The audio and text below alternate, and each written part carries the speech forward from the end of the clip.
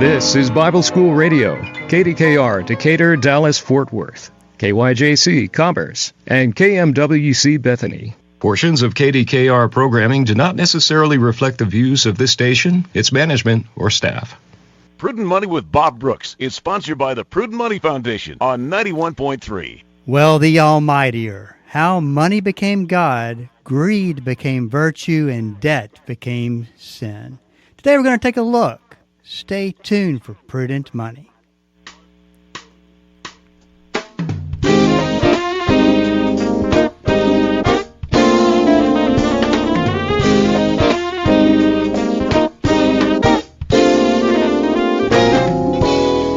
afternoon. This is Bob Brooks, and you are listening to the Prudent Money Radio Show. Thank you so much for joining me today. You know I do appreciate it.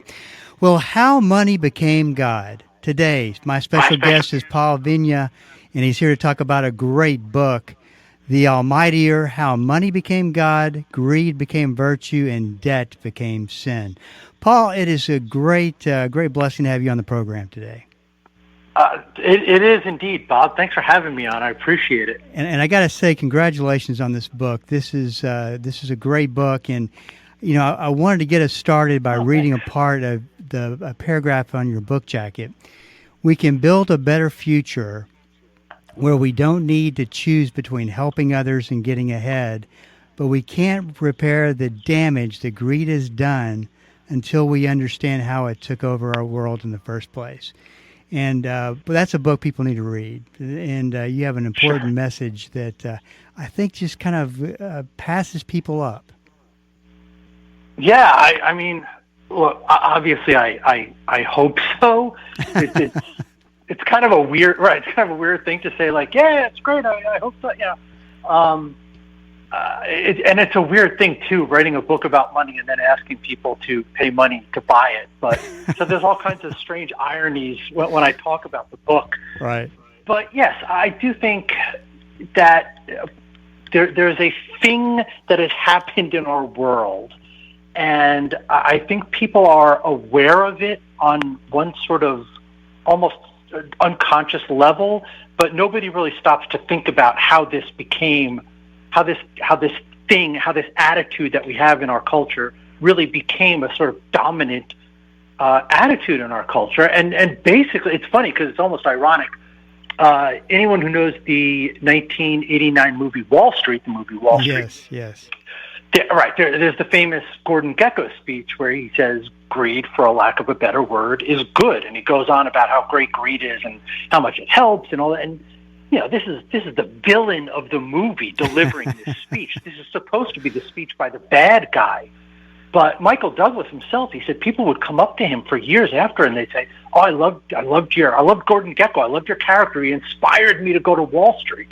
And Douglas never understood it. He said, you know, like, why are these people so entranced by the bad guy? And the problem is that, and this is, the book is really a history of money going back about 5,000 years, but a lot of it really focuses on the last 600 years. And what has happened over the last 600 years is that there's been this very persistent change in how we view greed. Certainly all your listeners, I'm sure, are familiar with the Bible verses that, you know, say greed is the root of all evil. And that is virtually every religion says basically the same thing. From a strictly moral standpoint, everybody thinks greed is bad. Well, if that's the case, why in our current culture, and it doesn't take you long to look around to see it, does greed not seem to be bad? In fact, why is the pursuit of wealth, which is really what greed is, why does the pursuit of wealth seem to be such a virtuous thing? Why are we so entranced by the wealthy? Why do we accord them such respect? And it's because there has been this change in attitude of how we see money. And I think it's actually something that is underappreciated. I think it's misunderstood how it happened. Right. And I think it's bad for us. And that is what I tried to do. So what I tried to do in the book was, you know, literally go through history and explain how this happened. Well, let's start with some ancient societies and how did they transition from barter systems to money, and And what role did the church or maybe religion play in this evolution? Yeah, and the brief answer is that religion in general, certainly what I'm talking about predates Christianity. So religion in general played a huge role because, and I don't spend a lot of time talking about this, but I think that whole idea that, in prehistory we had barter societies and money came out of bartering might be actually wrong. If you read, recent anthropologists, there's a guy named David Graeber who does a lot of this. Money may have actually emerged from basically a gift-giving system where people were making sort of credit and debit exchanges. And what happened is when you get the first city-states in ancient Mesopotamia, the temple was the centerpiece of the city. And most of the city's business went through the temple. And this sort of basic structure held for a couple of thousand years. The temple was literally and figuratively the center of life. And everybody's goal back in those ancient societies was to please the gods. You wanted to please the gods so the gods would, share their favor with you, and the gods would take care of you. And then when you died, the gods would take care of you in the afterlife. And what temple officials needed a system to keep track of all the stuff that was going through the temple, all the possessions. And what they came up with essentially was this accounting system that evolved into money. So from the very beginning, money and religion were very intertwined, and money was essentially seen as a sign of the god's favor. If you had a wealthy society, if you were a wealthy person, what did that mean? It means that you got it from the gods who favored you. So really, what I just said, like, why do we accord billionaires such respect and why are we so entranced with them? That attitude is really, really old. It goes way, way back. So, from the very beginning, there was a connection of money and religion, and our attitudes that I think today they're so deeply buried in our culture that we don't see them. Those attitudes began all the way back there. So let's talk a little bit about lending and interest, and how was that viewed, and did those views really influence economic practices back then? Yeah, it's really interesting, and one of the things that I don't harp on in the book, but if you read it, you can kind of see it and feel it, is that there was this persistent bias against the practice of money lending, what in the ancient world is called usury. Going back as far as you can find in the records, if money was invented about 5,500 years ago or so, the practice of lending was invented not long after, and the damage that practice could do to societies became clear not long after. So there is this long history of people being very against the practice of lending. And there is just as long a history of people doing it, and doing it profitably, and doing it despite the condemnation of it. And you have this back and forth through the historical record of people assailing the practice of usury and people committing the act of usury despite the possible punishments of it. And that is something that it just was not resolved for thousands of years. And it was a real friction. And, you could argue to some extent it's still a friction, but it really isn't in the modern world. I mean, you look at it, most people, I would say virtually everybody, still has debt. We all take out debts. We take out loans as a matter of course. No one questions it. So eventually, really, that friction that I'm talking about did get resolved, and it got resolved in the creditor's favor. So in the book, you talk about debt jubilees. Talk a little bit about what goes on with that. Yes. So not long after this whole practice of debt and lending comes up, and people start to see how damaging it is, because what they see is that this practice of usury has this sort of persistent habit where people who take on debt end up unable to pay it because of what we today call compound interest. The debts accrue and accrue, and they grow and grow, and people would lose their farms because they couldn't pay their debts. They would be sold into bondage because they couldn't pay their debts. And on a large enough scale, that would become destabilizing to the entire society. So the relief valve that was developed back in these ancient societies was what they called an Almightier, what we would today call a debt jubilee. You would have a king who would either come into power or maybe he took over another state, and he would declare that all debts were wiped out, that they were just no longer in force, they were canceled. People who lost their farms would get their farms back. People who were sold into bondage would be freed and be put back on their farms. And there was a magnanimous aspect to it, of course. Any king who declared one of those, you can imagine, would probably be quite popular. But it was also very practical, because if you have a society where everyone is getting crushed by these overwhelming debt loads, you are going to crush the society. You're going to destroy the society. You're going to weaken it to a point where it just can't take care of itself. It can't defend itself. It becomes a non-functioning state. So the Almightier were magnanimous, and they were very practical. And this practice was probably in place for a couple thousand years. It's not exactly clear. I mean, part of looking at this ancient history, too, is there's a problem of it's all incomplete. We only have the stuff that we have found. We don't know everything. But this practice was probably going on for a couple of thousand years. And then, as I discuss in the book, over a course of several hundred years, you have this fight between the creditors and the kings and the temples for control of money.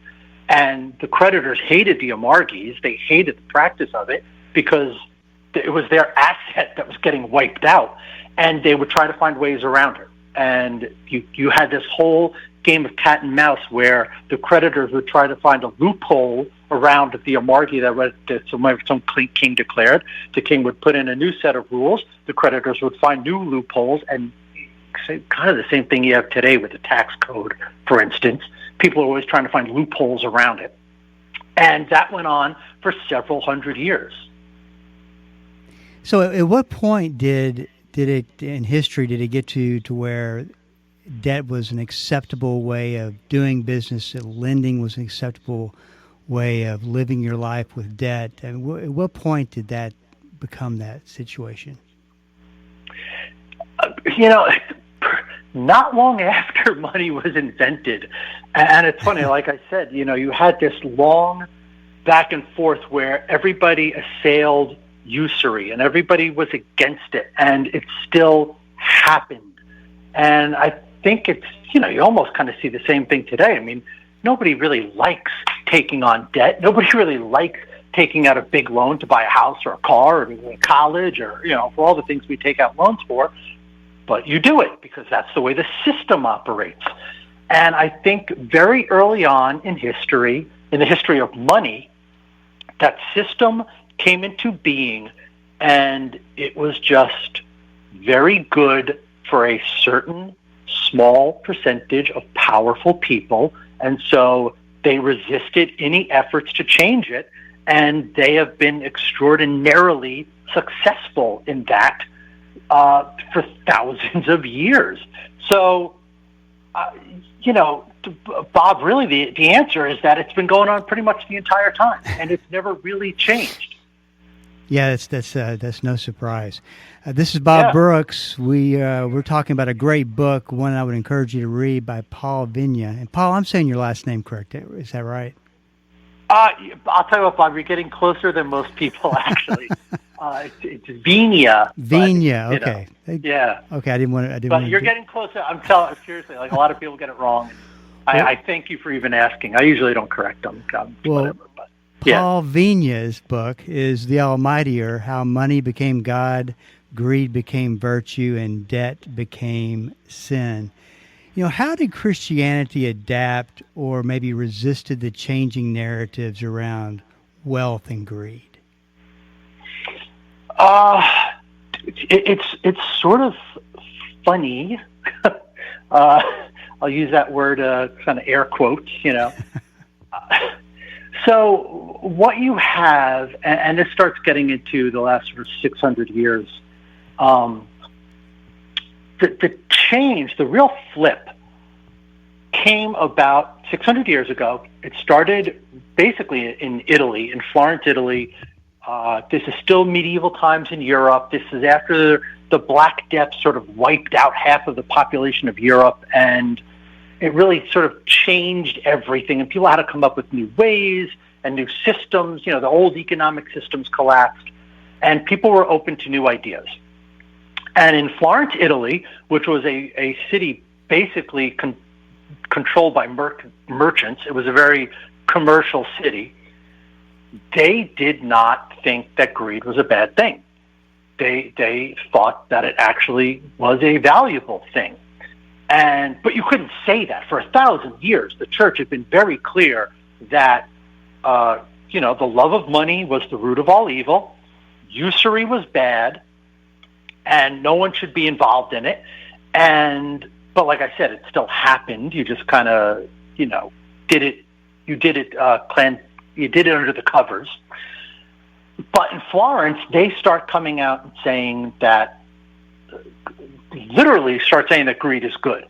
And one of the writers that I spend a lot of time talking about is this Italian named Poggio Bracciolini, who worked for popes. He was the chief secretary for the Pope. And he wrote a dialogue called On Avarice. And in this dialogue, he argues that greed is actually good. It's a valuable thing, that we should actually we should praise the wealthy, people who will go out there, make money, and bring that money back to their city and spend it on the city, that greed can actually be beneficial. That attitude sort of infuses the culture. It starts in Florence. A very prominent banker, most of you know the name, Cosimo de' Medici, embraces it too. Poggio and Cosimo were very good friends. So you start seeing it among sort of the intellectuals and among the merchants, but you also see it among church officials. Mm-hmm. The Archbishop of Florence spoke about it. His name was Antoninus. He wrote about it and spoke about it from the pulpit often. He embraced this idea. A person in this circle of influential friends was a cardinal who would become Pope Nicholas V. And Nicholas embraced it, and he saw it as a way to bring the church back. The church had been going through hundreds of years of schisms where there were popes and anti-popes, and everybody was sort of contesting for power.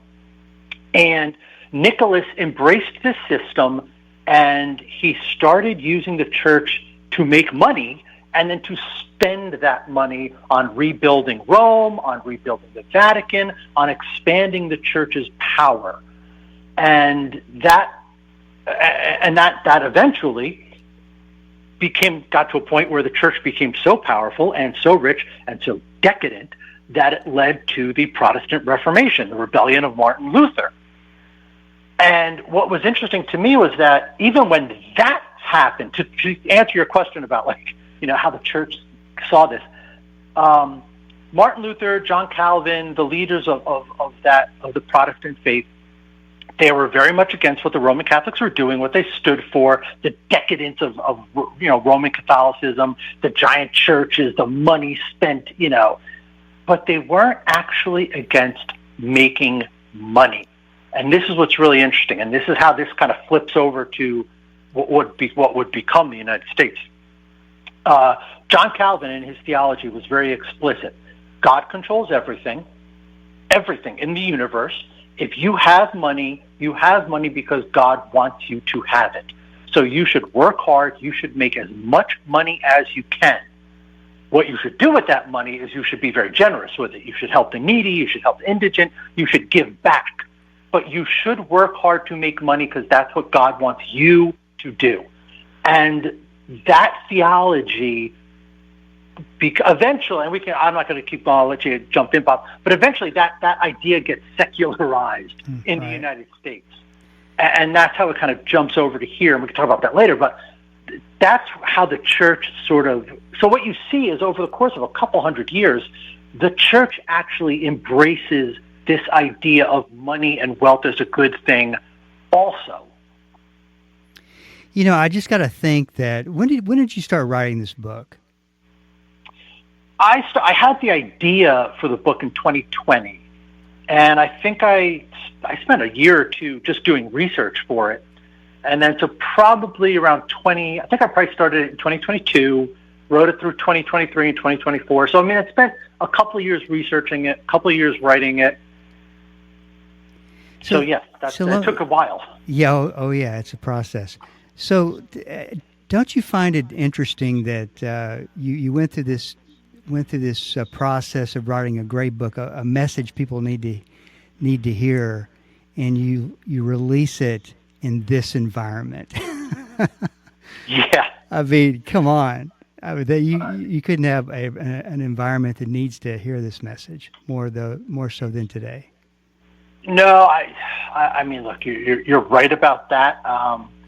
I think at some early point I realized that however long it took me to write it, I think the environment would have been good, because I think this has become the dominant ethos of our culture, and that's what I say in the subtitle. I think at one point in human culture, certainly in European culture, and going back to Mesopotamian culture, like I was saying, that societies revolved around the temple. Societies revolved around the gods. You were trying to please the gods. You were trying to do what the gods wanted you to do, what you thought the gods wanted you to do, and that was what everything revolved around. Everything was, your entire life was trying to please the gods. Today, I know that most people believe in God, and most people practice religion. Certainly all of your listeners are religious. But that isn't what the society revolves around. The church has, the church doesn't have any actual power. 600 years ago, the church had actual power. The church could put people to death. It could burn them at the stake. It doesn't have that kind of power today. The society doesn't revolve around the church in the same way that it used to. And what I'm talking about in the book is that what has replaced the church as the centerpiece is money, the pursuit of wealth. That has become our highest virtue. And I think the reason that happened is because two things. One, you just have had, over a course of several, I'm not trying to antagonize your listeners, but over the course of several hundred years, the church has systematically been pushed off to the side. Fewer and fewer people believe in God, and the church doesn't have the same power that it used to have. At the same time, because money has this long, long history with religion, and because money has been seen as sort of a proxy for what God wants, I think it was really easy for people to slide from one to the other, and they have done that. They've gone from the worship of God to the worship of money, and it was really kind of seamless, and that has been the dominant ethos in our culture for a few decades. So I think, right now, 2025, you look at it and you say, oh my God, this is the perfect book for the perfect time. But I think this book actually would have been the perfect book for the perfect time at almost any point over the last couple of decades. So I've got about 30 seconds left. What kind of response have you gotten? It's been very positive so far. I have not heard one person really bash it or hate the book. A lot of people have really liked it. One thing I really tried to do is I tried to make it a very conversational book. I'm not an academic. I'm not a college professor. I'm not an intellectual. This is just me talking and telling you what I think. And I tried to write the entire book like that. And I've had people say that to me. They say, I really feel like when I read this book, I feel like I'm having a conversation with you. And that was a goal. I was really trying to do that. So the response to it so far has been really good.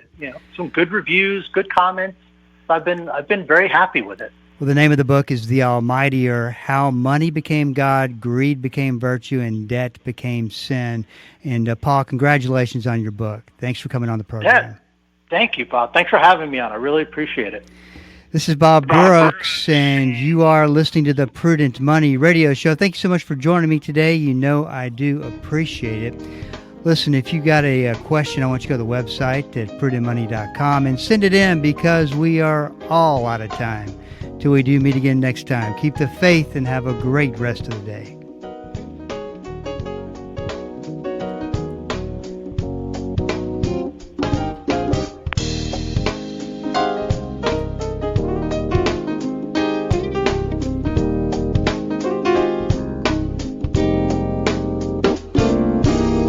That's all the time we have for today. Questions or comments for Bob, or to find out more great information like what you've just heard, visit www.prudentmoney.com. Be sure to join Bob Brooks again for the next edition of Prudent Money.